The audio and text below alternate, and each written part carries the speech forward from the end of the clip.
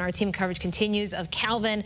We want to get an update in Eastern Connecticut, which is supposed to be the hardest hit area of the storm. For sure, and that's where we find your reporter, Marc Robbins. He's live in New London right now.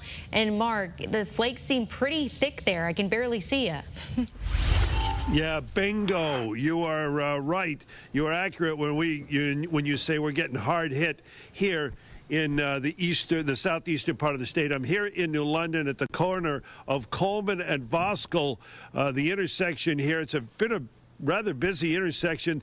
I-95 is just off of this intersection, and this gas station has been open and been pretty busy. I just saw somebody didn't want to come on camera, but from New Jersey going back there, stopped to get gas and some energy drinks, because they understand how long it's going to be to get back to Jersey. Meanwhile, getting back to New York City by train, well, that was a bit of a hustle today for one gentleman.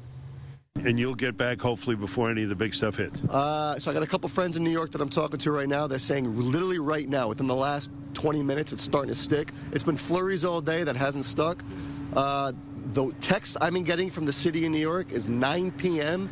is when our state of emergency starts. All the vehicles have to be off the road. So, and the mass transit supposedly still running, the subways, but no cars are going to be allowed on the street. And here in southeastern Connecticut, the New London train station will reopen tomorrow morning at 6 a.m., but Amtrak service only. I understand that Shoreline East will be shut down tomorrow.